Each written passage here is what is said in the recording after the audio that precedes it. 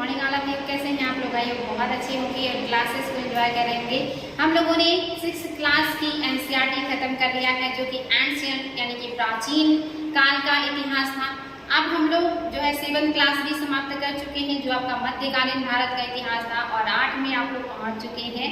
और नए क्लास में हम लोग पढ़ने वाले हैं आधुनिक भारत का इतिहास, यानी कि 3 क्लास में आपने अलग अलग काल के इतिहास के बारे में पढ़ा है।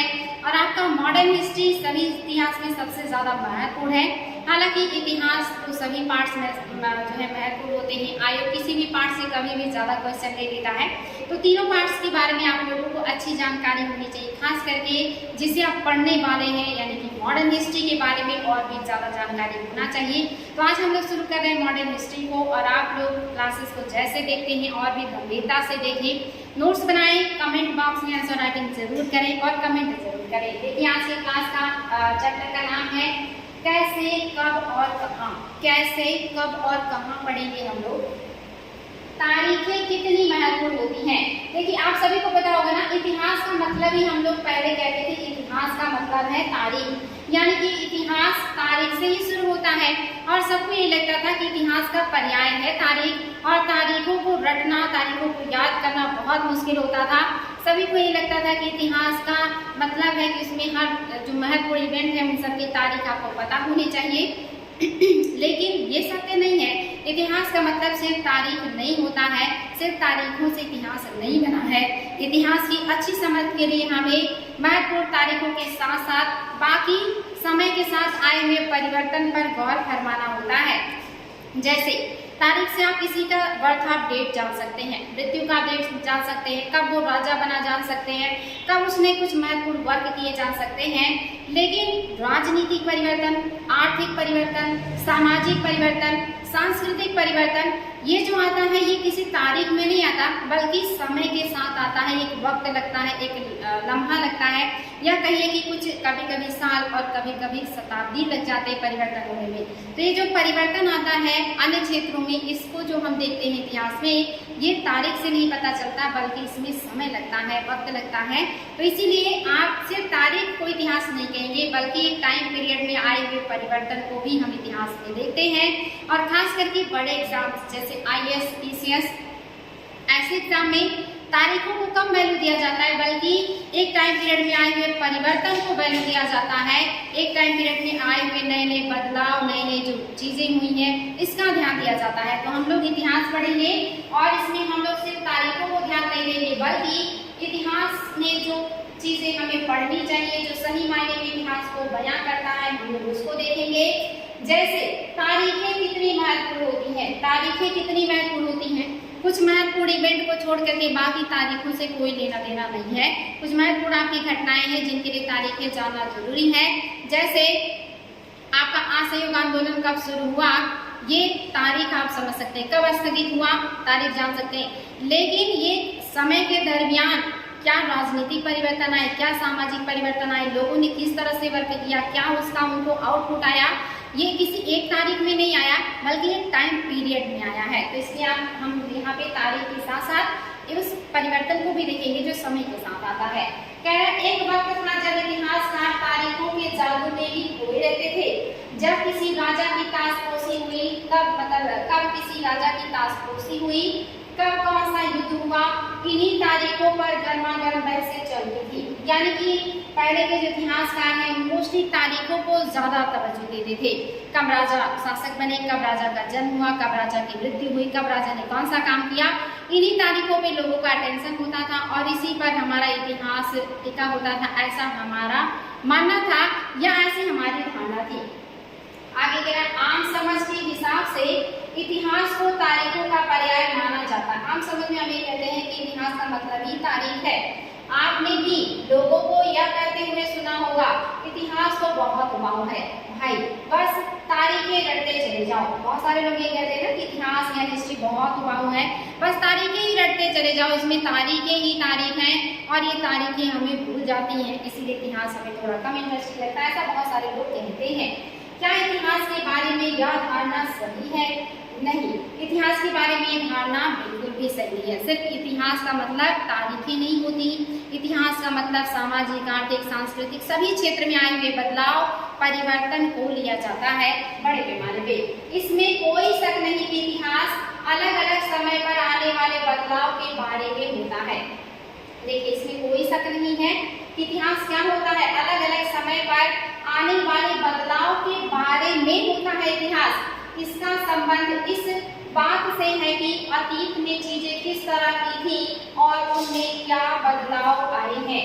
यानी कि इतिहास का मतलब है कि अतीत में कैसा था हमारा सामाजिक, आर्थिक, राजनीतिक, सांस्कृतिक जिंदगी या स्वरूप हर क्षेत्र का, और कैसे कैसे परिवर्तन आया है, इसी को तो हम इतिहास कहते हैं। जैसे पाषाण काल में कैसे जिंदगी थी मानव का, फिर आपका वैदिक काल में जीवन में क्या परिवर्तन आए, मौर्य काल में क्या चीजें हमें बदलती हुई देखने को मिली, गुप्त काल में क्या परिपेक्ष आपको ज्यादा महत्वपूर्ण लगता है या कौन सी चीजें हैं जो आपको जाननी चाहिए, मध्यकाल किन चीजों के आधार पे अलग है आधुनिक से और एंशिएंट से, ये सारी चीजें आपके इतिहास को बयान करती हैं। आगे कह रहा है कि इस बात से है कि अतीत में चीजें किस तरह की थी और उनमें क्या बदलाव आए हैं। जैसे ही हम अतीत और वर्तमान की तुलना करते हैं, उस समय का जिक्र करने लगते हैं जब हम पहले और बाद में की बात करने लगते हैं। जब हम अतीत की बात करते हैं तो हम कहते हैं कि पहले ऐसा था, बाद में ऐसा हो गया, पहले ऐसा था, आज अलग हो गया है। यानी कि हम इतिहास को इस तरह से बयां कर रहे हैं, जो समय के साथ चीजें बदल गई हैं, जो समय के साथ हमें परिवर्तन देखने को मिलता है, ये आपका सही मायने में इतिहास है। आगे क्या है, रोजमर्रा की जिंदगी में हम अपने आसपास की चीजों पर हमेशा ऐतिहासिक सवाल नहीं उठाते, हम चीजों को स्वाभाविक मानकर चलते हैं, मानो जो कुछ हमें दिख रहा है वह हमेशा से ऐसा ही रहा हो। लेकिन हम सबके सामने कभी कभी अचंभे के क्षण आते हैं। कई बार हम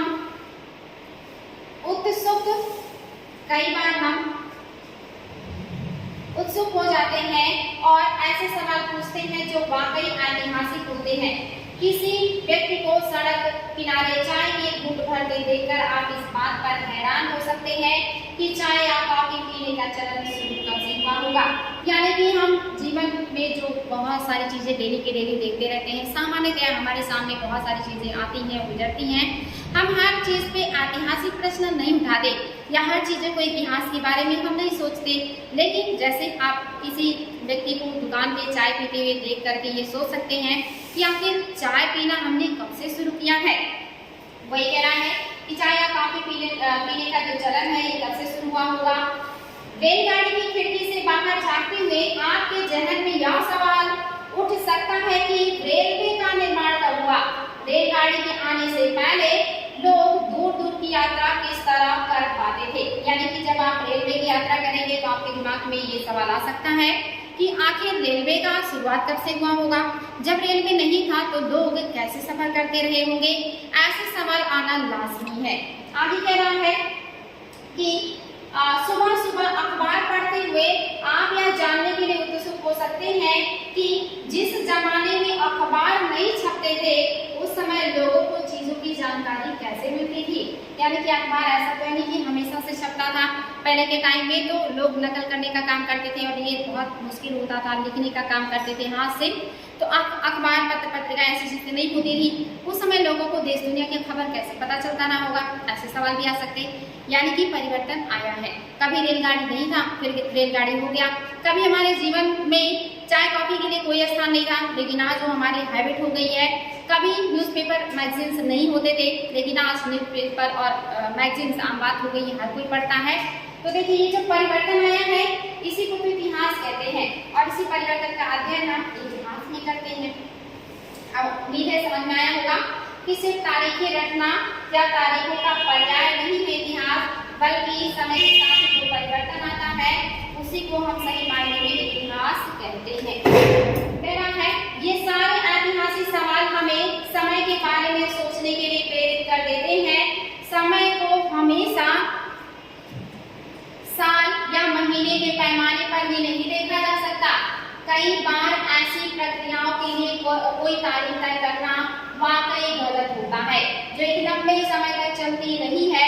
यानी कि आप इन सारे सवालों का जब जवाब जुड़ेंगे तो आपको पता चलेगा इनका जो शुरुआत है किसी तारीख को नहीं हुआ। चाय पीना व्यक्ति ने किसी एक डेट से नहीं शुरू किया होगा, अखबार किसी एक तारीख से नहीं छपे होंगे, रेलगाड़ी किसी एक उससे नहीं शुरू हो गया होगा। यानी कि इसको शुरू होने में, बनने में प्रोसेस होता है, समय लगता है, और उस समय साल भी लग सकते हैं, महीने भी लग सकते हैं और शताब्दी भी लग सकते हैं, यानी कि लंबे समय तक चलते हैं। भारत में लोगों ने अचानक एक दिन सुबह सवेरे चाय पीना शुरू नहीं कर दिया था। इसका स्वाद धीरे धीरे ही उनके जबान पर चढ़ा था। इस तरह की प्रक्रिया के लिए कोई स्पष्ट तिथि नहीं हो सकती। इसी तरह हम ब्रिटिश शासन की स्थापना के लिए भी कोई एक तिथि नहीं बता सकते। किसी तारीख को ब्रिटिश शासन भारत में स्थापित हो गया, धीरे धीरे करके स्थापित हुआ। चाय पीना हमने धीरे धीरे शुरू किया है। आगे कहना है, राष्ट्रीय आंदोलन किसी एक दिन शुरू या अर्थव्यवस्था या समाज में किसी एक दिन बदलाव आए, यह बताना भी संभव नहीं है। आप ये नहीं कह सकते कि अर्थव्यवस्था में अचानक एक दिन परिवर्तन आया, समाज अचानक एक दिन बदल गया।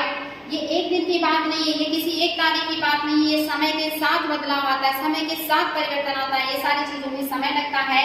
तो हम कैसे कह सकते हैं कि इतिहास तिथियों पर ही आधारित है। आगे कह रहा है, ये सारी चीजें एक लंबे समय में घटती हैं।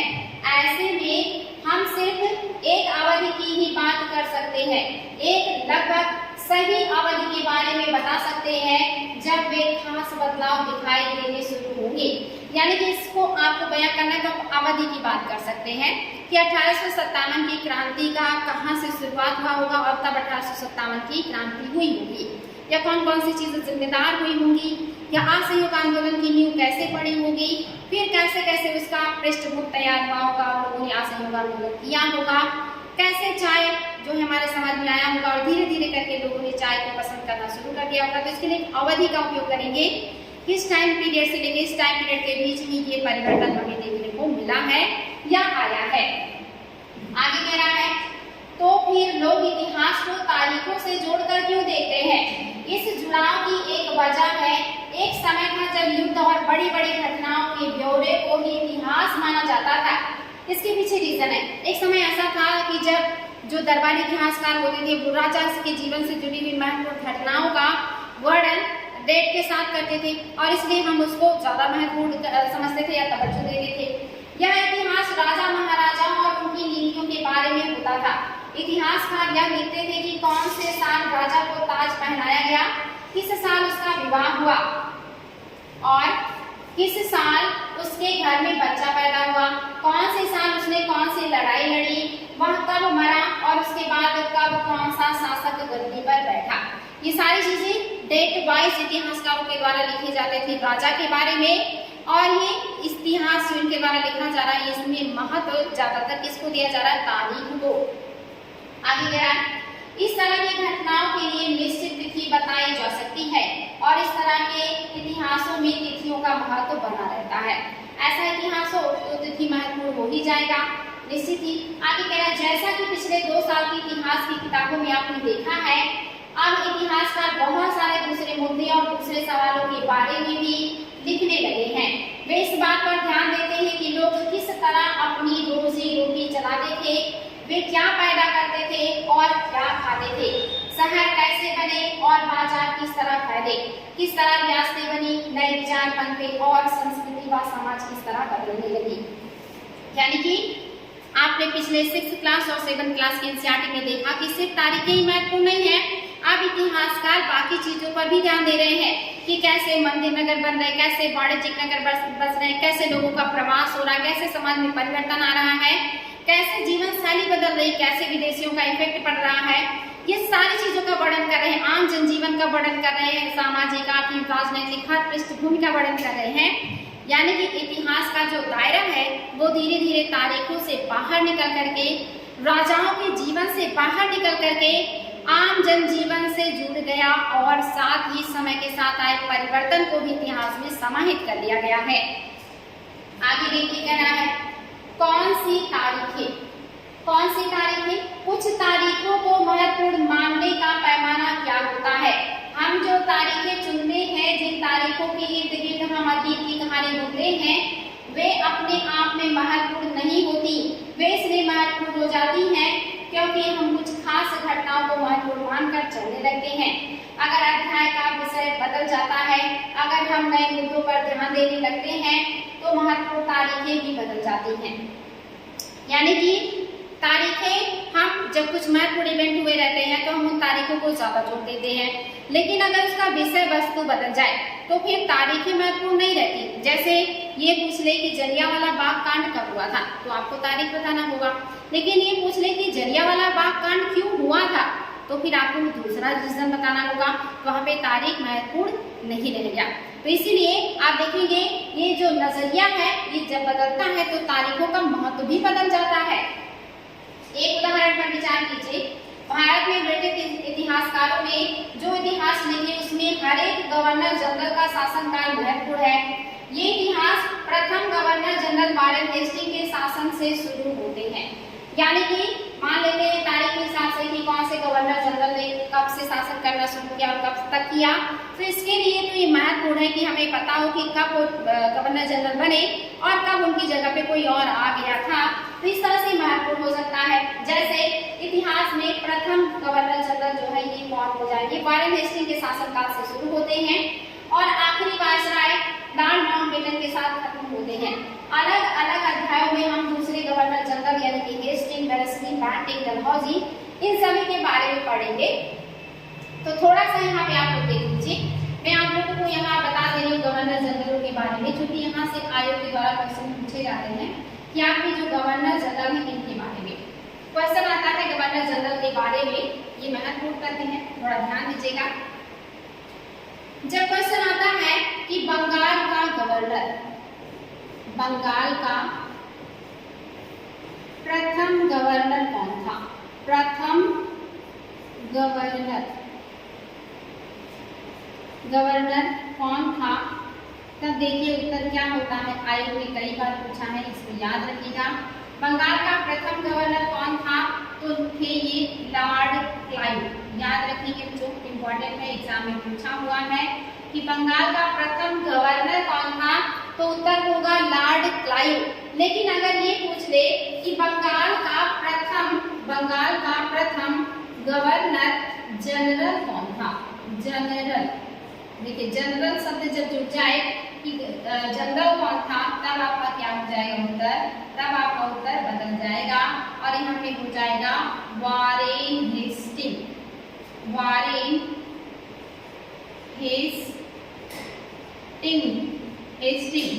हेस्टिंग हो जाएंगे। बंगाल के प्रथम गवर्नर जनरल वारेन हेस्टिंग को माना जाता है।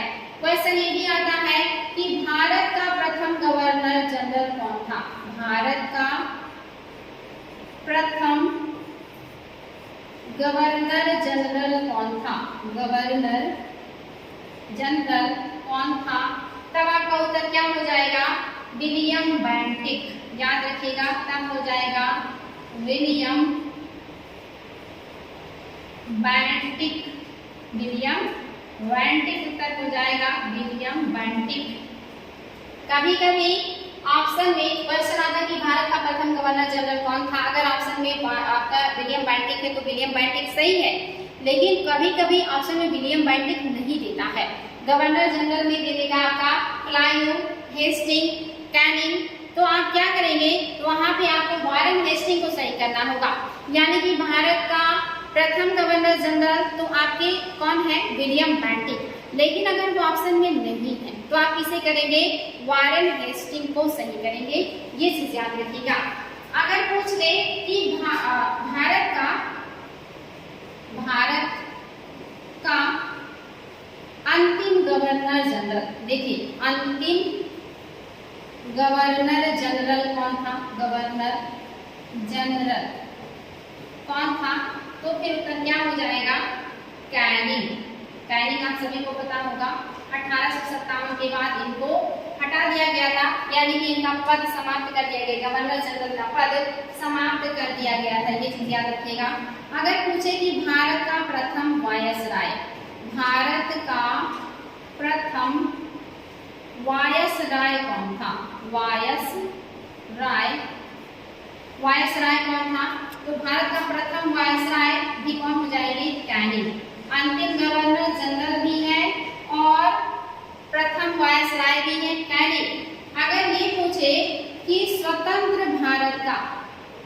स्वतंत्र भारत का अंतिम गवर्नर जनरल, स्वतंत्र भारत का अंतिम गवर्नर जनरल कौन था? अंतिम गवर्नर जनरल तो कौन हो जाएंगे आपके? माउंटबेटन।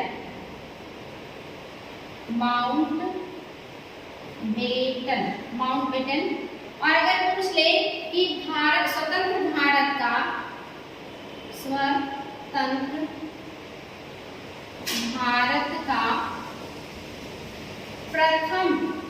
प्रथम पूछे या अंतिम पूछे, भारतीय गवर्नर जनरल कौन था? भारतीय गवर्नर जनरल कौन था? तो आप सभी को पता होगा राजगोपालाचारी।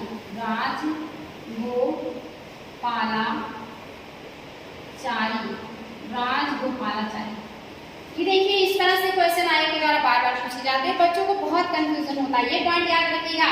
बंगाल का प्रथम गवर्नर कौन था? क्लाइव। बंगाल का प्रथम गवर्नर जनरल कौन था? Warren Hasting. भारत का प्रथम गवर्नर जनरल कौन था? William Bentinck. लेकिन अगर ऑप्शन में नहीं है तो वारेन हेस्टिंग। भारत का अंतिम गवर्नर जनरल कौन था? कंपनी के अधीन कैनिंग है, ब्रिटिश कंपनी के अधीन कैनिंग है। और भारत का प्रथम वायसराय कैनिंग है। स्वतंत्र भारत का अंतिम गवर्नर जनरल माउंटबेटन है। स्वतंत्र भारत का प्रथम कहिए या अंतिम कहिए, भारतीय गवर्नर जनरल राजगोपालाचारी हैं। ये सारे पॉइंट आयोग के द्वारा बार बार पूछे जाते हैं, इसीलिए आप लोगों को ये सारी बातें पता होनी चाहिए, बहुत ही ज्यादा महत्वपूर्ण है। चलिए देखते हैं हम लोग, आपका आगे बढ़ते हैं और देखते हैं आपको और क्या चीजें हैं जो देखनी है।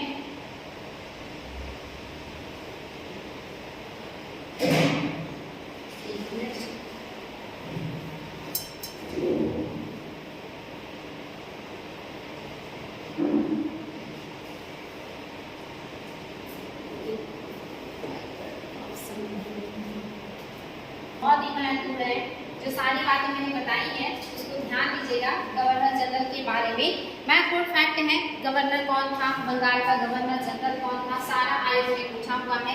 चलिए आगे बढ़ते हैं और देखते हैं और क्या खास बातें हैं। Canning, Lawrence, Lytton, Curzon, Hardinge, Irwin के बारे में भी पढ़ते हैं। हालांकि सारे गवर्नर जनरल काफी फेमस है। सभी गवर्नर जनरल के टाइम पीरियड में बहुत सारे महत्वपूर्ण घटनाएं घटित हुई हैं जो आयोग के द्वारा पूछी जाती हैं। यहाँ पर अगर सभी के बारे में बताएंगे तो बहुत ज़्यादा हो जाएगा, तो आगे क्लासेस में जब भी इनके बारे में कुछ भी होगा तो मैं वो आप लोगों को एक्सप्लेन करती रहूँगी। आगे क्या नाम है के बारे में पढ़ते हैं। इस इतिहास में गवर्नर जनरलों और वायसरायों का कभी न खत्म होने वाला सिलसिला ही छाया रहता था। इतिहास की इन किताबों में सारी तारीखों का महत्व इन अधिकारियों, उनकी गतिविधियों, नीतियों, उपलब्धियों के आधार पर ही तय होता था। यह ऐसे था मानो इन लोगों के जीवन के बाहर कोई ऐसी चीज नहीं थी जिसे जानना महत्वपूर्ण हो। यानी कि जो गवर्नर जनरल है, इनसे जुड़े हुए जितने भी काम हैं वो सारे तारीख के साथ लिखे जाते थे, जिससे लगता था कि सिर्फ उन्हीं के जीवन पर ही इतिहास आधारित हो गया है, बाकी समाज में अन्य लोग क्या कर रहे हैं और जगह में क्या हो रहा है वो कोई मायने ही नहीं रखते हैं। ऐसी चीजें आगे कह रहा है कि बाहर कोई ऐसी चीज ना हो जिसे जानना महत्वपूर्ण हो। इन लोगों के जीवन का क्रम ब्रिटिश भारत के इतिहास में अलग अलग अध्यायों का विषय बन जाता है, और इन्हीं का जो टाइम पीरियड है वो हमारे इतिहास में ब्रिटिश भारत का अलग अलग एक तरीके से नई चैप्टर बन जाता है। जैसे कैनिंग का टाइम पीरियड यहाँ से शुरू हुआ यहाँ तक खत्म हुआ, इन्होंने क्या क्या काम किस ईयर में किया है, डेट में किया, ये सारी चीजों पर ही काफी कुछ इतिहास केंद्रित हो जाता है। आगे कहना है नहीं थी जिसे जानना महत्वपूर्ण है। इन लोगों के जीवन का क्रम ब्रिटिश शासन के इतिहास में अलग अलग अध्यायों का विषय बन जाता है। क्या हम ऐसे इसी दौर के इतिहास को अलग ढंग से नहीं देख सकते? गवर्नर जनरलों के इतिहासों के चौखट में हम भारतीय समाज के विभिन्न समूहों और वर्गों की गतिविधियों पर किस तरह ध्यान दे सकते हैं? कह रहे क्या उस दरमियान हम और चीजों के बारे में उल्लेख नहीं कर सकते? भारत के समाज के बारे में, भारत के अन्य लोगों के बारे में, भारत के अन्य क्षेत्रों के बारे में क्या चीजें हो रही थी उस पर भी तो हमारा ध्यान देना चाहिए या जाना चाहिए। लेकिन हमारा इतिहास अंग्रेजों ने लिखा है, इसलिए उन्होंने ज्यादातर अपना जो केंद्रीकरण किया है वो ब्रिटिशों के ऊपर किया हुआ है, उन्हीं की गतिविधियों पर किया हुआ है। आगे कह रहे हैं, जब हम इतिहास या कोई कहानी लिखते हैं तो उसे टुकड़ों या अध्यायों में बांट देते हैं। हम ऐसा क्यों करते हैं? ऐसा इसलिए किया जाता है ताकि हर अध्याय में कुछ सामंजस्य रहे। हम जब भी कोई बड़े चीज को पढ़ते हैं तब उसे टुकड़ों टुकड़ों में बांट करके पढ़ते हैं ताकि उन सब का सामंजस्य स्थापित किया जा सके, कोरिलेट किया जा सके और पता चले कि इस खंड का इस खंड से क्या रिलेशन है। अगर इसको एक में ही जोड़ दिया जाए तो उसको समझना थोड़ा मुश्किल होगा और कोरिलेशन नहीं बन पाएगा कि पहले के टाइम में, बीच के टाइम में और आज के टाइम में क्या घटनाएं हैं जो अलग तरह से घटित हो रही हैं। इसलिए हम उसे क्या करते हैं, खंडों में तोड़ के आसानी से पढ़ लेते हैं। आगे क्या है, इसका मकसद कहानी को इस तरह सामने लाना होता है कि उसे आसानी से समझा जा सके और याद रखा जा सके। इस प्रक्रिया में हम सिर्फ उन घटनाओं पर जोर देते हैं जो उस कहानी को पेश करने में मददगार होते हैं। जो इतिहास गवर्नर जनरलों के जीवन के इर्द गिर्द चलता है उसमें भारतीयों की गतिविधियां कोई मायने नहीं रखती, इसके लिए वहाँ कोई जगह नहीं होती। तो फिर क्या किया जाए? जाहिर है हमें अपने इतिहास का एक अलग खाका बनाना पड़ेगा।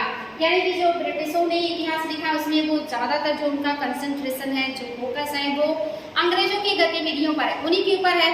तो फिर भारत के अन्य लोगों के बारे में जानकारी कैसे पता चले? उसके बारे में जानकारी भी होनी चाहिए, क्योंकि इतिहास का मतलब है कि उस समय की हर चीज के बारे में जानकारी हो। उसके लिए हमें अलग तरीका अपनाना होगा। आगे कह रहा है, इसका मतलब यह है कि अब तक जिन तिथियों को महत्व दिया जा रहा था वे महत्वपूर्ण नहीं रहेगी। हमारे लिए नई तिथियां महत्वपूर्ण हो जाएगी और इससे क्या होगा कि हम जिन तिथियों को महत्व दे रहे थे, जो तिथियां हमारे लिए महत्वपूर्ण थी, अब वो महत्वपूर्ण नहीं रहेंगे। क्योंकि अब हम इतिहास के अन्य क्षेत्रों का भी अध्ययन करेंगे, अन्य अप्रोच से अध्ययन करेंगे, तो उनका जो महत्व है वो कहीं ना कहीं घट जाएगा। गवर्नर जनरलों के ऊपर जो फोकस है वो कहीं ना कहीं कम होकर अन्य चीजों पर भी हमारा फोकस जाएगा। ये चीज कह रहा है। आगे, हम अवधियां कैसे तय करते हैं? हम एक समय अंतराल को कैसे तय करते हैं? 1817 में स्कॉटलैंड के अर्थशास्त्री और राजनीतिक या राजनीतिक दार्शनिक है, नाम है जेम्स मिल। याद रखिएगा कहाँ की, स्कॉटलैंड में है। कब? 1817 में इन्होंने क्या किया है, 3 विशाल भागों में of history of British India. ये क्वेश्चन आता है कि of history of British India के लेखक कौन है? तो आपके हैं जेम्स मिल। इंपॉर्टेंट पॉइंट है, ब्रिटिश भारत का इतिहास, जिसका हिंदी मीनिंग है, नामक एक किताब लिखी। इस किताब में उन्होंने भारत के इतिहास को हिंदू, मुस्लिम और ब्रिटिश 3 कालखंडों में बांटा था। ये देखिए इंपॉर्टेंट है, कई बार आया है कि इन्होंने इतिहास को भारत के कितने कालखंडों में बांटा है? 3। पहला हिंदू काल, जिसको हम प्राचीन भारत का इतिहास कहते हैं। दूसरा मुस्लिम काल, जिसको हम मध्यकालीन भारत का इतिहास कहते हैं। और तीसरा ब्रिटिश, जिसे हम आधुनिक भारत का इतिहास कहते हैं। यहाँ पे देखिए, प्राचीन काल को हिंदू के नाम पे बांट दिया, धर्म के नाम पे। मध्यकाल को मुस्लिम धर्म के नाम पे बांट दिया, लेकिन आधुनिक को क्रिश्चियन या ईसाई ना करके ब्रिटिश काल इन्होंने दिया है। ये देखिए इन्होंने इस तरह से बांटा है। इन 3 कालखंडों में बांटा था। कालखंडों के इस निर्धारण को ज्यादातर लोगों ने मान भी लिया। क्या आपको भारतीय इतिहास को समझने के लिए तरीकों में कोई समस्या दिखाई देती है? हाँ बिल्कुल, ये तरीका सही नहीं है। अगर आप इतिहास को इस तरह से बांट के पढ़ रहे हैं तो कहीं ना कहीं आप भेदभाव कर रहे हैं।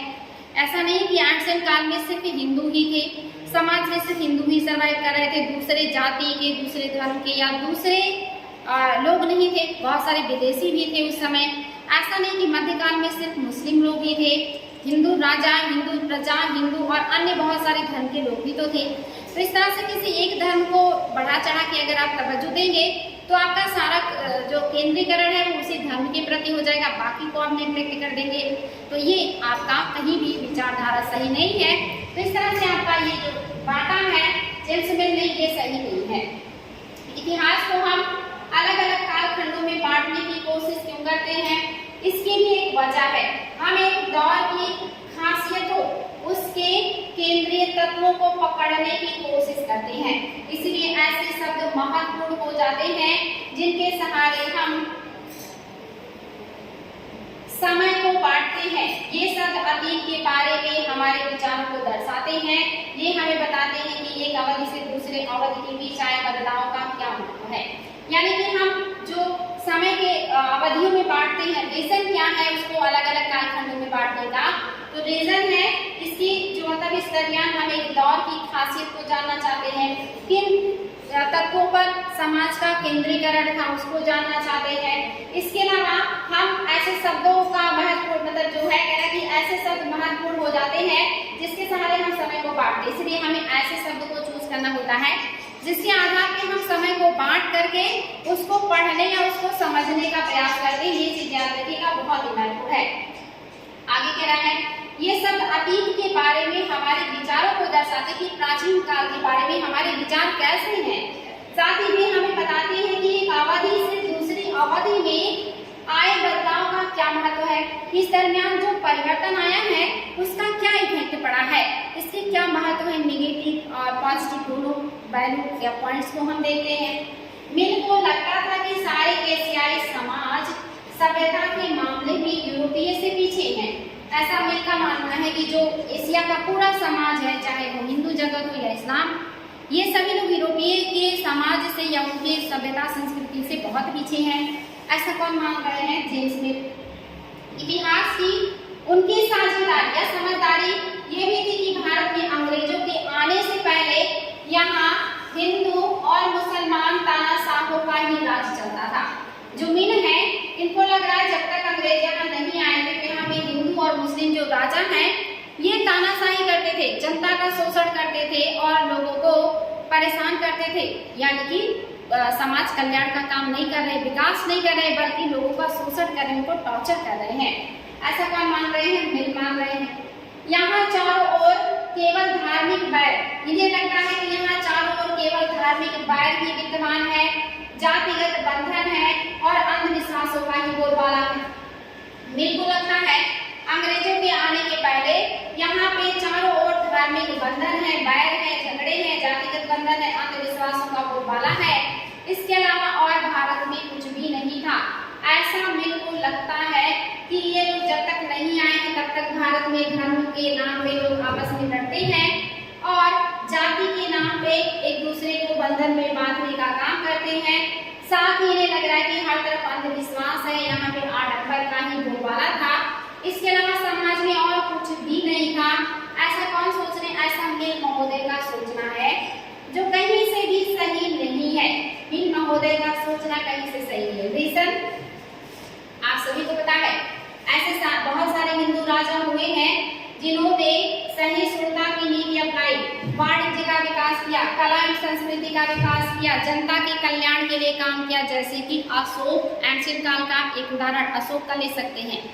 आप मध्यकाल में आएंगे तो अकबर इसके बहुत अच्छे उदाहरण है। और भी बहुत सारे राजा हैं, अलाउद्दीन खिलजी हो गए, शेरशाह सूरी हो गए, बहुत सारे राजा हैं। लेकिन ये दो एग्जाम्पल ऐसे हैं जिन्होंने सहिष्णुता की मिसाल कायम की है, जिन्होंने समाज के हर पहलू को उजागर किया है, जिन्होंने हर जाति धर्म को रिस्पेक्ट दिया है, बढ़ावा दिया है और सभी के लिए कल्याण का काम किया है। तो मिल महोदय का जो सोचना है ये कहाँ से सही है कि यहाँ पे धर्म के नाम पे बैर है, जाति के नाम पे बंधन है, अंधविश्वास है, सिर्फ यही है, ऐसा बिल्कुल भी सही नहीं है। आगे क्या है? मिल की राय में ब्रिटिश शासन भारत का सभ्यता की राह पर ले जा सकता है। यानी कि इनका मानना है कि जो ब्रिटिश शासन है यही भारत को सभ्यता की राह पे ले जा सकता है, बाकी सब लोग असभ्य हैं।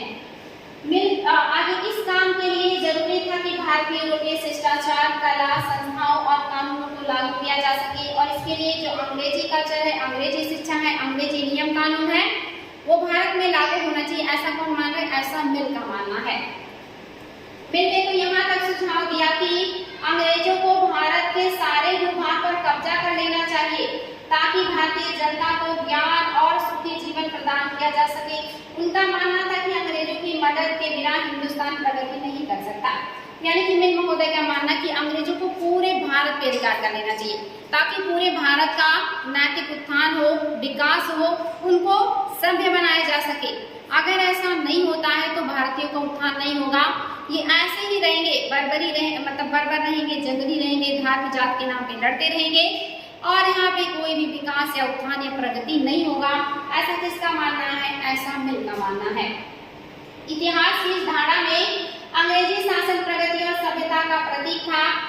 इनकी जो इतिहास है, इन्होंने जो लिखी है हिस्ट्री, इनमें इनका मतलब है कि अंग्रेज ही विकास का, सभ्यता का पर्याय है। भारत के जो लोग हैं ये इस सब चीजों में कहीं बहुत पीछे हैं।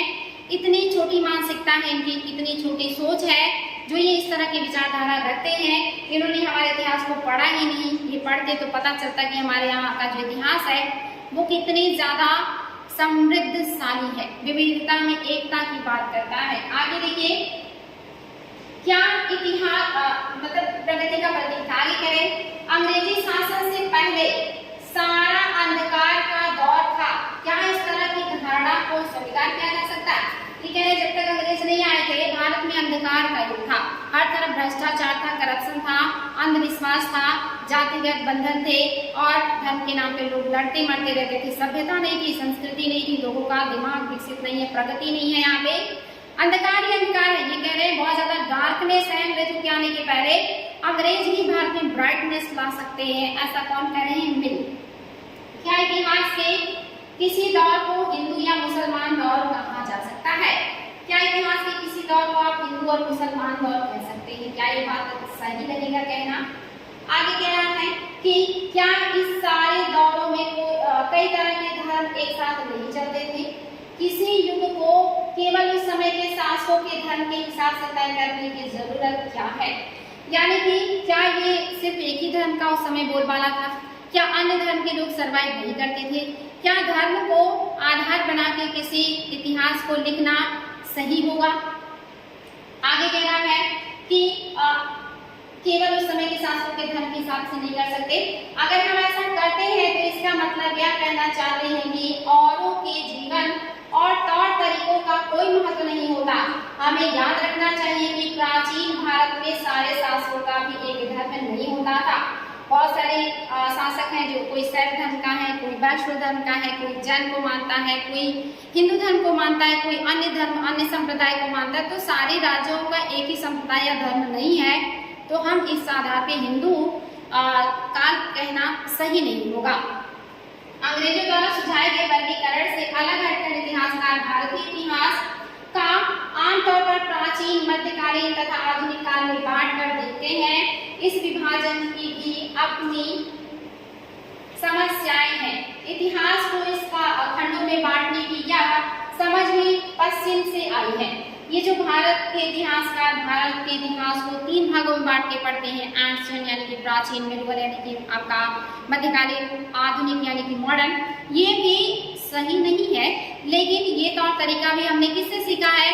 अंग्रेजों से ही सीखा है, पश्चिमी देशों से सीखा। लेकिन हिंदू, मुस्लिम और ब्रिटिश काल से तो काफी बेहतर है। आगे देखिए, पश्चिम से आई है। पश्चिम में आधुनिक काल को विज्ञान का काल, तर्क का काल, लोकतंत्र और मुक्ति का काल, साथ ही समानता जैसी आधुनिकता की ताकतों के विकास का युग माना जाता है। उनके लिए मध्यकालीन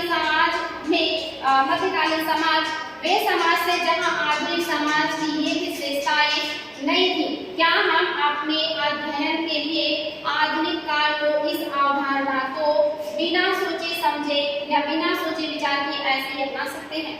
अंग्रेजों का कहना है कि जो आधुनिक काल है इसमें परिवर्तन आया है, अच्छी चीजें आई हैं, लेकिन ये सारी चीजें मध्यकाल में नहीं है। क्या ये सही है? क्या मध्यकाल में अर्थव्यवस्था का विकास नहीं हो रहा था? क्या व्यापार वाणिज्य डेवलप नहीं कर रहे थे? क्या कृषि का विकास नहीं हुआ? क्या चित्रकला, मूर्तिकला या स्थापत्य कला का विकास नहीं हुआ? क्या नई नई खोजें नहीं हुई थी?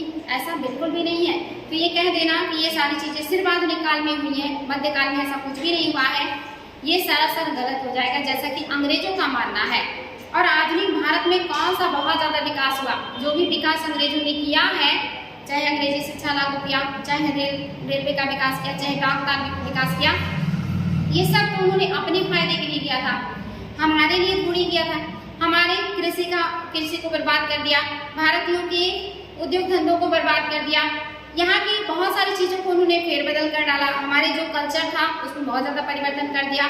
बहुत सारी नई नई विकृतियाँ समाज में हमारे ला दी। कूट डालो, राज करो, चीटिंग करना, ऐसी बहुत सारी चीज़ें इन्होंने लोगों को सिखा दिया। तो कैसे कह रहे कि आधुनिक काल बहुत अच्छा है और मध्यकाल और अंश अच्छा नहीं है, तो इस तरह से ये सही नहीं है। जैसा कि आप इस किताब में देखेंगे, अंग्रेजों के शासन में लोगों के पास समानता नहीं थी, स्वतंत्रता नहीं थी, मुक्ति नहीं थी, ऐसी चीजें हैं ही नहीं, और नहीं थी ना ही यह आर्थिक विकास और प्रगति का ही काल है।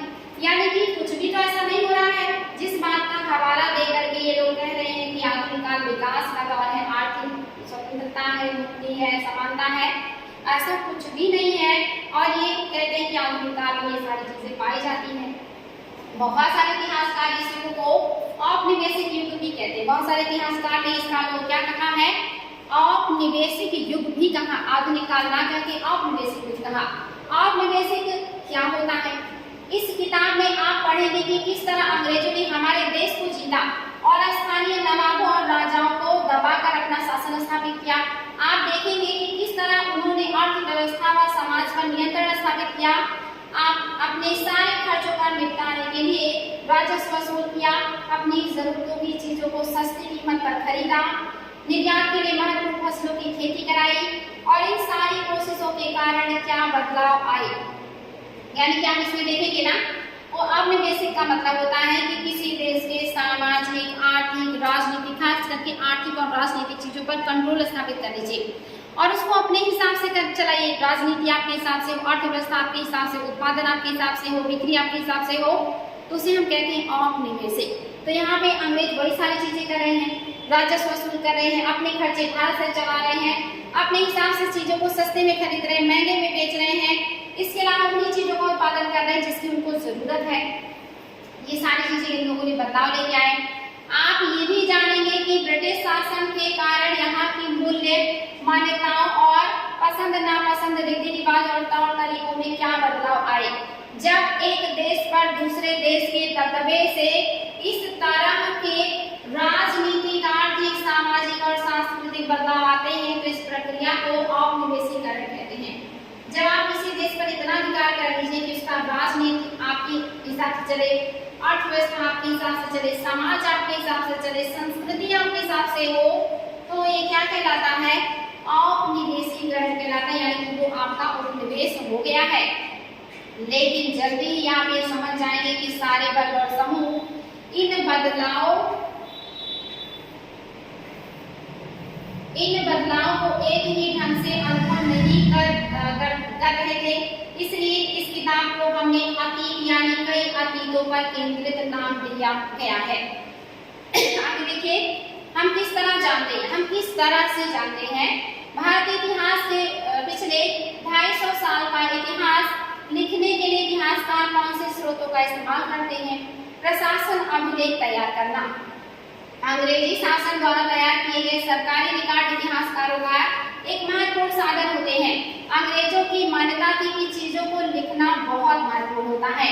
उनके लिए हर निर्देश, हर योजना, नीतिगत फैसले, सहमति, जांच को साफ साफ लिखना जरूरी था। ऐसा करने के बाद चीजों को अच्छी तरह अध्ययन किया जा सकता था और उन पर वाद विवाद किया जा सकता था।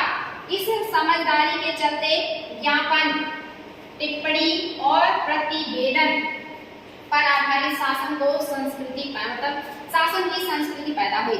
अंग्रेजों ने कहा कि जो भी काम हम लोग करेंगे उसका हिसाब किताब रखेंगे, यानी कि लिखित चीजें रखेंगे। जब लिखित चीजें होंगी तो हिसाब किताब हो पाएगा, उसमें वाद विवाद हो पाएगा, डिस्कशन हो पाएगा, चर्चाएं हो पाएंगी, फिर बदल किया जा सकेगा और समझ में आएगा कि हमने क्या किया, कितना किया और किस तरह से किया। आगे कह रहा है, अंग्रेजों को यह भी लगता था कि तमाम अहम दस्तावेजों और पत्रों को संभाल कर रखना जरूरी है। लिहाजा उन्होंने सभी शासकीय संस्थानों में अभिलेख कक्ष भी बनवा दिए। तहसील के दफ्तर, कलेक्टरेट, कमिश्नर के दफ्तर, प्रांतीय सचिवालय, सभी जगह पे अभिलेखागार बनाए जा रहे हैं और वहां से जुड़े हुए जितने भी डॉक्यूमेंट्स हैं उन सबको संग्रहित करने का काम किया जा रहा अंग्रेजों के द्वारा। क्योंकि उन्हें लगता है कि ये सारी चीजें होना बहुत जरूरी है। आगे कह रहा है कि सबके अपने रिकॉर्ड रूम होते थे। महत्वपूर्ण दस्तावेजों को बचाकर रखने के लिए अभिलेखागार यानी कि आर्काइव और संग्रहालय जैसे संस्थान भी बनाए गए। और इन सभी को दफ्तर में जो दफ्तर बनाया ही जा रहा है, जितने भी आपके सचिवालय हैं सबके यहाँ रिकॉर्ड रूम बनाया जा रहा है कि वहाँ पे सारे रिकॉर्ड रखे जाएंगे। फिर उन सभी रिकॉर्डों को अभिलेखागारों में संग्रहित किया जा रहा है और संग्रहालयों में किया जा रहा है, साथ ही संस्थानों में भी किया जा रहा है। 19वीं सदी की शुरुआत में प्रशासन की एक शाखा से दूसरी शाखा के पास भेजे गए पत्रों और ज्ञापनों का आप आज भी अभिलेखागारों में देख सकते हैं। वहां आप जिला अधिकारियों द्वारा तैयार किए गए नोट्स और रिपोर्ट पढ़ सकते हैं या ऊपर बैठे अफसरों द्वारा प्रांतीय अधिकारियों को भेजे गए निर्देश और सुझाव दे सकते हैं। 19वीं सदी के शुरुआती सालों में इन दस्तावेजों की सावधानी पूर्वक नकल बनाई जाती थी और ये सारे जो दस्तावेज हैं इनका सावधानी पूर्वक नकल भी बनाया जाता था ताकि ये दस्तावेज लंबे समय तक रखे जा सके संरक्षित रूप से। उन्हें खुशनवीसी के माहिर लेते थे। खुशनवीसी मतलब जो नकल करने में अच्छे हैं, जिनका हैंडराइटिंग अच्छा है। खुशनवीसी या सुलेखन वीसी ऐसे लोग होते थे जो बहुत सुंदर ढंग से चीजें लिखते थे। 19वीं सदी की मध्य तक छपाई, यहाँ पे देखिए भारतीय राष्ट्रीय अभिलेखागार है जो 1920 के दशक में बनाया गया था। जब नई दिल्ली का निर्माण हुआ तो राष्ट्रीय संग्रहालय और राष्ट्रीय अभिलेखागार दोनों ही वायसराय के निवास के नजदीक बनाए गए थे। ये चीज याद रखिएगा, दोनों ही कहाँ बनाए गए हैं, आपके राष्ट्रीय संग्रहालय और साथ ही आपका अभिलेखागार दोनों ही वायसराय के निवास के नजदीक बनाए गए। इससे पता चलता है कि अंग्रेजों को सोच में इन संस्थानों का कितना भारी महत्व, यानी कि उनका जो सोच है उनके लिए संस्थान काफी महत्वपूर्ण है। वो चाहते हैं कि ऐसे संस्थान बनाए जाए जहां पर प्रत्येक विभाग से जुड़ी हुई जो चीजें हैं वो रखी जाए। आगे देखिए, सर्वेक्षण को बढ़ता महत्व, जो सर्वेक्षण है इसका बढ़ता महत्व, जो सर्वेक्षण किया जाता है इसका महत्व भी बढ़ा कि सर्वेक्षण भी होना चाहिए। औपनिवेशिक शासन के दौरान सर्वेक्षण का चलन भी महत्वपूर्ण होता गया। अंग्रेजों का विश्वास था कि किसी देश पर अच्छी तरह शासन चलाने के लिए सबको सही ढंग से जानना जरूरी होता है। यानी कि सर्वेक्षण से पता चलता है कि वहाँ की स्थिति कैसी, जैसे कृषि का सर्वेक्षण होगा तो पता चलेगा कि कितना लैंड हमारे लिए यूजफुल है, कितने लैंड में बढ़िया उत्पादन होता है, कौन सा लैंड है जो बंजर है। अगर वही जनगणना की बात करें तो पता चलेगा कितनी जनसंख्या है, कितने हिंदू हैं, कितने मुस्लिम है, किस तरह का विकास है, किस तरह का बाकी चीजों का रेशियो है। ये सारी चीजें सर्वेक्षण से पता चलती हैं। आगे कह रहा है 19वीं सदी की शुरुआत, अच्छी तरह शासन चलाने के लिए जरूरी है। 19वीं सदी की शुरुआत तक पूरे देश का नक्शा तैयार करने के लिए बड़े बड़े सर्वेक्षण किए जाने लगे। गांव में राजस्व सर्वेक्षण किए गए। इन सर्वेक्षणों में धरती की सतह, मिट्टी की गुणवत्ता, वहां मिलने वाले पेड़ पौधे और जीव जंतुओं तथा स्थानीय इतिहासों व फसलों का पता लगाया जाता था। सर्वेक्षण से पता चल रहा है कि गांव से कितने राजस्व आते हैं और साथ ही धरती कैसी है, सतह कैसा, समतल है या पहाड़ी है, पठारी है, मिट्टी की गुणवत्ता कैसी, उत्पादन ज्यादा होता है या कम होता है, या पेड़ पौधे कितने हैं, जीव जंतुओं की संख्या कितनी है, साथ ही फसलों का पता चलता है। इन सभी का सर्वेक्षण से पता चलता है, इसलिए सर्वेक्षण अंग्रेजों के लिए काफी महत्वपूर्ण है। अंग्रेजों की राय में किसी इलाके का शासन चलाने के लिए इन सारी बातों को जानना जरूरी था और इस सर्वेक्षण के द्वारा नक्शा बनाया जाने लगा कि भारत का नक्शा कैसे है, भारत में कौन सा क्षेत्र है जो मैदानी है, पठारी है, पर्वतीय है, ये सारी चीजें निर्धारित की जा रही है। आगे कह रहा है कि 19वीं सदी के आखिर से हर 10 साल में जनगणना भी मतलब जो आपकी जनगणना है, हर 10 साल में जनगणना होती है भी की जाने लगी। यानी 19वीं शताब्दी के लास्ट में आप सभी को पता होगा लॉर्ड मेयो के टाइम पीरियड में 1872 में पहली जनगणना हुई। 1882 में जब रिपन का टाइम पीरियड आया, यहाँ से नियमित जनगणना हर 10 साल में होने लगी थी। वही कह रहा है कि 19वीं सदी के आखिर में यानी कि 1881-82 से हर 10 साल पर जनगणना भी की जाने लगी। जनगणना के जरिए भारत के सभी प्रांतों में रहने वाले लोगों की संख्या पता चलने लगी, जाति पता चलने लगी, इलाके और व्यवसाय के बारे में जानकारी होने लगी। ये सारी जानकारी लोगों के पास आने लगी अंग्रेजों के। इसके अलावा वनस्पति सर्वेक्षण होने लगा, प्राणी वैज्ञानिक सर्वेक्षण हुआ, साथ ही पुरातात्विक सर्वेक्षण भी किए गए, मानव शास्त्रीय सर्वेक्षण हुआ, वन सर्वेक्षण हुआ और कई दूसरे सर्वेक्षण भी किए गए। यानी कि सिर्फ मानव की गिनती नहीं हो रही है, मिट्टी कैसी है, जमीन कैसा है, गुणवत्ता कैसी है, पेड़ पौधे कैसे हैं, जीव जंतुओं की संख्या, सबका सर्वेक्षण हो रहा है, सबका जनगणना हो रहा है। और उसी आधार पे इंडिया का मैप बनने लगा, जो कि बिना मैप के इंडिया के ऊपर कैसे अधिकार करते, कैसे पता चलता कि हमें कहाँ तक अधिकार करना है, कहाँ तक भारत का क्षेत्र है, कैसा क्षेत्र है, कैसी वहाँ के लोगों का जाति क्या है, धर्म क्या है, मिट्टी कैसी है, पशुओं की स्थिति कैसी है, पेड़ पौधे कैसे हैं, ये सारी चीजें अंग्रेजों को जाननी थी और ये सारी चीजें उन्होंने शुरू कर दिया है। अधिकृत रिकॉर्ड से क्या पता नहीं चलता, जो अधिकृत रिकॉर्ड हैं जो अंग्रेजों के पास रखे गए उससे क्या नहीं हम जान पाते हैं। तो कह रहे हैं रिकॉर्ड के इस विशाल भंडार से हम बहुत कुछ पता लगा सकते हैं, फिर भी इस बात को नजरअंदाज नहीं किया जा सकता है कि ये सारे सरकारी, मतलब ये जो सारे रिकॉर्ड हैं वो कैसे हैं, सरकारी हैं। आगे यहाँ पे दिया है कि लायक नहीं है, अखबारों से देश के विभिन्न विभागों में चल रहे आंदोलन का पता चलता है। यहाँ 1946 में हुई पुलिस की एक हड़ताल की खबर दी गई है। दिल्ली में 2000 से ज्यादा पुलिस वालों ने बृहस्पतिवार सवेरे अपने काम, वेतन और पुलिस लाइन्स बावर्ची खाने से आने वाले घटिया भोजन के खिलाफ खाना खाने से इनकार कर दिया। जैसे जैसे यह खबर दूसरे पुलिस थाने तक पहुंची, वहां भी पुलिस वालों ने खाने से इनकार कर दिया। इन हड़ताली का कहना था कि पुलिस लाइन्स की रसोई से हमारे लिए जो खाना आता है वह कोई इंसान नहीं खा सकता, हमें जो चपाती और दाल खानी पड़ती है उसे जानवर तक नहीं खा सकते हैं। यानी कि ये हिंदुस्तान टाइम्स में निकला था 12 मार्च 1946 को। जो पुलिस है, जो भारतीय पुलिस है, उन्होंने क्या किया है, विद्रोह कर दिया है। वो कह रहे हैं कि खाने की व्यवस्था अच्छी नहीं है, रोटी दाल जो हमें दी जाती है वो जानवर के खाने के लायक भी नहीं है। तो इस तरह से आप देख रहे हैं अखबार में निकली हुई बात को दिया गया था। यहाँ पे है तस्वीरों को भी बहुत ध्यान से देखना चाहिए, उनमें हमें चित्रकार की सोच का पता चलता है। 1857 में विद्रोह के बाद अंग्रेजों द्वारा तैयार की गई सचित्र पुस्तकों में यह तस्वीर कई जगह दिखाई देती है। इस तस्वीर में नीचे लिखा होता है, बागी सिपाही लूट खसोट में लगे हुए हैं, अंग्रेजों की नजर में विद्रोही जनता लालची, दुष्ट और बेरहम थी। इस विद्रोह के बारे में आप अध्याय 5 में पढ़ेंगे, यानी कि 1857 के विद्रोह के बारे में हम पढ़ेंगे अगले अध्याय में। यहाँ पे देखिए भारतीयों को ही दोषी ठहराया गया, ऐसी तस्वीरें बनाई जाती थी, ऐसे वाक्यांश लिखे जाते थे जिससे पढ़ के लगता कि गलती भारतीयों की है, अंग्रेज तो सही काम कर रहे हैं। और ये सारे ब्रिटेन वगैरह में भी भेजे जाते थे ताकि वहाँ के लोगों का समर्थन इनको मिलता रहे।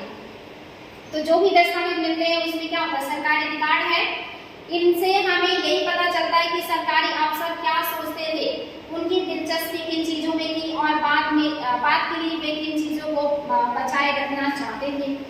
इन रिकॉर्ड में हम ये समझने में हमेशा मदद नहीं मिलती कि देश के दूसरे लोग क्या महसूस करते थे और उनकी कार्यवाही की क्या वजह थी। यानी कि जो हमारे पास रिकॉर्ड है उसमें हमें अंग्रेजों के बारे में पता चलता कि वो क्या पसंद करते थे, क्या काम करते थे और कौन से रिकॉर्ड में बचा के रखना चाहते थे। इससे ये नहीं पता चल रहा कि भारतीयों की क्या स्थिति है, वो क्या चाहते हैं, उनकी जिंदगी कैसे चल रही है, उन्हें क्या अच्छा लगता है, उन्हें क्या बुरा लगता है, ये सारी चीजें नहीं पता चल रही। आगे कह रहा है इन बातों को जानने के लिए हमें कहीं और देखना होगा। जब हम ऐसे दूसरे स्रोतों की तलाश में निकलते हैं तो उनकी भी कोई कमी नहीं रहती, लेकिन सरकारी रिकॉर्ड के मुकाबले उन्हें ढूंढना जरा मुश्किल साबित होता है। इस लिहाज से लोगों की डायरिया, तीर्थ यात्राओं और यात्रियों के संस्मरण, महत्वपूर्ण लोगों की आत्मकथाएं और स्थानीय बाजारों में बिकने वाली लोकप्रिय पुस्तक या पुस्तिकाएं महत्वपूर्ण हो जाती हैं। यानी कि जब आपको भारतीयों के बारे में जानना हो तो इसके लिए भी स्रोतों की कमी नहीं है, लेकिन वो मिल पाना आसान नहीं होता, उसका अध्ययन कर पाना आसान नहीं होता, जिसमें किसी व्यक्ति की आत्मकथा भी हो सकती है, बाजार में बिकने वाली पुस्तिकाएं भी हो सकती हैं, विदेशियों का विवरण भी हो सकता है, या और ऐसी बहुत सारी चीजें, संस्मरण हो सकते हैं, आत्मकथा हो सकती है, डायरी हो सकती है जो बताएगी कि उस समय अन्य लोगों की क्या स्थिति है। जैसे जैसे छपाई तकनीक फैली, अखबार छपने लगे और विभिन्न मुद्दों पर जनता में बहस भी होने लगी। नेताओं और सुधारकों ने अपने विचारों को फैलाने के लिए लिखा, कवियों और उपन्यासकारों ने अपनी भावनाओं को व्यक्त करने के लिए लिखा। लेकिन ये सारे स्रोत उन लोगों ने रचे जो पढ़ना लिखना जानते थे। इनसे हम यह पता नहीं लगा सकते कि आदिवासी और किसान खदानों में काम करने वाले मजदूर या सड़कों पर जिंदगी गुजारने वाले गरीब किस तरह के अनुभव से गुजर रहे थे। यानी कि जो आत्मकथाएं हैं, यात्रा विवरण है, संस्मरण है, डायरी है, इससे हम बाकी समाज के अन्य लोगों के बारे में जान सकते हैं, लेकिन उन लोगों के बारे में नहीं जान सकते जो जंगलों में रहते हैं, जो कृषि करते हैं, जो फुटपाथ पे जी रहे हैं। उनके बारे में तो कोई नहीं लिखता। उनका कैसे पता चले कि वो क्या अनुभव कर रहे हैं, वो किस परेशानी से गुजर रहे हैं, उनकी जिंदगी कैसे कट रही है, ये जानना भी मुश्किल हो जाता है। अगर हम थोड़ी और कोशिश करें तो हमें इस बारे में भी जान सकते हैं। जैसे जैसे आप इन किताबों में आगे बढ़ेंगे आपको यह बात समझ में आने लगेगी। यानी कि और कोशिश करें तो इनके बारे में भी हम बहुत कुछ जान सकते हैं, और हम आगे जैसे अध्याय में बढ़ेंगे तो ऐसी चीजों के बारे में भी जानते रहेंगे। आइए कल्पना करें। कल्पना कीजिए कि आप इतिहासकार हैं, आप यह पता लगाना चाहते हैं कि आजादी मिलने के बाद एक दुर्गम आदिवासी इलाके की खेती में क्या बदलाव आए हैं। इन जानकारी को ढूंढने के विभिन्न तरीकों की सूची बनाइए। अगर आप ऐसा करना चाहते हैं तो आपको सूची बनाना होगा। आगे देखिए, आपका आगे सही गलत, यानी कि आपका आज जो चैप्टर है वो आज का समाप्त हो गया है, और आप लोग फिर जो है अगले अध्याय को पढ़ेंगे। आपको क्वेश्चन को सॉल्व करना है, और उम्मीद है कि क्लास समझ में आई होगी और आप क्वेश्चन बहुत आसानी से सॉल्व कर लेंगे। सही और गलत बताना है, ध्यान दीजिएगा बच्चों, सही और गलत बताना है। जेम्स मिल ने भारत इतिहास को हिंदू, मुस्लिम, ईसाई 3 कालखंडों में बांट दिया था। क्या ये स्टेटमेंट सही है? आपने आज की क्लास में पढ़ा है तो सॉल्व करने में बिल्कुल समस्या नहीं होना चाहिए। आपने पढ़ा कि ये सही नहीं है, क्योंकि उन्होंने जो बांटा है कालखंड में, इसमें क्या है, इसमें हिंदू है, मुस्लिम है, ईसाई नहीं है, बल्कि ईसाई की जगह पे क्या था, ब्रिटिश था, इसलिए क्या हो गया, गलत हो गया। दूसरा, सरकारी दस्तावेजों से हमें समझने में मदद मिलती है कि आम लोग क्या सोचते थे। गलत आपने देखा, आम लोगों के बारे में जानने के लिए हमें डायरिया, आत्मकथाएं, विदेशी विवरण और जो दूसरे सोर्सेस है उनका सहारा लेना पड़ता है। सरकारी रिकॉर्ड से सिर्फ सरकारी लोगों से जुड़ी हुई जानकारी चलती है, इसलिए हमें उनकी जानकारी नहीं मिल पाती। तीसरा क्या कह रहा है, अंग्रेजों को लगता था कि सही तरह शासन चलाने के लिए सर्वेक्षण महत्वपूर्ण होते हैं। ये बात बिल्कुल सही है कि सही तरीके से शासन चलाना है, वहाँ के जनता का धर्म, वहाँ के जनता का व्यवसाय, वहाँ के लोगों का जनसंख्या, साथ ही साम्राज्य का भूभाग कैसा है, कितना विस्तार है, किस तरह की वनस्पतियां हैं, कैसे गुणवत्ता है, कैसे पशु हैं, कितनी संख्या है, ये सारी चीजें पता होनी चाहिए। अगर ये सारी चीजें पता है तो आप आसानी से शासन को चला सकते हैं अंग्रेजों के बारे में। ये तीसरा स्टेटमेंट सही है। अब आपके सामने आ गया है प्रश्न, आपको इसको लिखना है, कमेंट बॉक्स में उत्तर देना है, आंसर राइटिंग जरूर करें, साथ ही जरूर बताएं कि क्लास कैसा लगा आप लोगों को, और शेयर और लाइक भी जरूर कीजिएगा। कह रहा जेम्स मिल ने भारत के इतिहास को जिस तरह कालखंडों में बांटा उसमें क्या समस्याएं हैं, आप बहुत आसानी से बता सकते हैं। अंग्रेजों ने सरकारी दस्तावेजों को किस तरह सुरक्षित रखा, आप ये भी बहुत आसानी से बता सकते हैं कि जितने भी अलग अलग दफ्तर हैं सबके यहाँ रिकॉर्ड रूम होते थे, उनसे रिकॉर्ड को लेकर के अभिलेखागारों, संस्थानों, संग्रहालयों में संग्रहित किया जाता था। उसमें वाद विवाद, डिस्कशन और ये सारी चीजें करने के लिए आवश्यक होती थी। इतिहासकार पुराने अखबारों से जो जानकारी बताते हैं वो पुलिस की रिकॉर्डों में उपलब्ध जानकारी से किस तरह से अलग होती है, ये सारी चीजें कर सकते हैं। और ये भी ये सारे बढ़िया क्वेश्चन है। आपकी एनसीईआरटी से आपका प्री तो क्लियर ही होगा, आपका मेंस का आंसर राइटिंग बहुत अच्छा हो जाएगा, और ये छोटे छोटे क्वेश्चन आपके आंसर राइटिंग को काफी मजबूत आधार देंगे। तो आंसर राइटिंग जरूर कीजिए, आपका यहाँ से प्री और मेंस दोनों तैयार होगा। आंसर राइटिंग से बिल्कुल मत भागिए, चाहे कितना भी समय लगे। अगर कमेंट बॉक्स में टाइप करने में समस्या होती है तो आजकल तो स्पीकर है, स्पीकर में बोल करके चीजों को आप राइटिंग कर सकते हैं बहुत कम समय में और आसानी से। क्या आप आज की दुनिया के कुछ सर्वेक्षण का उदाहरण दे सकते हैं? सोच कर देखिए कि खिलौना बनाने वाले जो कंपनियों को यह पता कैसे चलता है कि बच्चे किन चीज़ों का ज़्यादा पसंद करते थे, या सरकार को यह कैसे पता चलता है कि स्कूलों में बच्चों की संख्या कितनी है। इतिहासकार ऐसे सर्वेक्षणों से क्या हासिल कर सकते हैं। ये रहा आज की क्लास का प्रश्न, और आपको ये प्रश्न को सॉल्व करना है। प्रश्न ज़्यादा नहीं है, इनके उत्तर कमेंट बॉक्स में जरूर दीजिएगा। आप लोगों के प्रश्न का इंतजार रहेगा, उत्तर जरूर लिखिएगा। साथ ही लिखिएगा कि आपको क्लास कैसी लगी, आपका प्री और मेंस दोनों यहाँ से क्लियर होगा। मुझे पूरा उम्मीद है कि आप लोग मेहनत कर रहे होंगे और आगे भी करेंगे। आज के लिए इतना ही, फिर मिलेंगे नेक्स्ट डे न्यू चैप्टर के साथ। Thank you so much.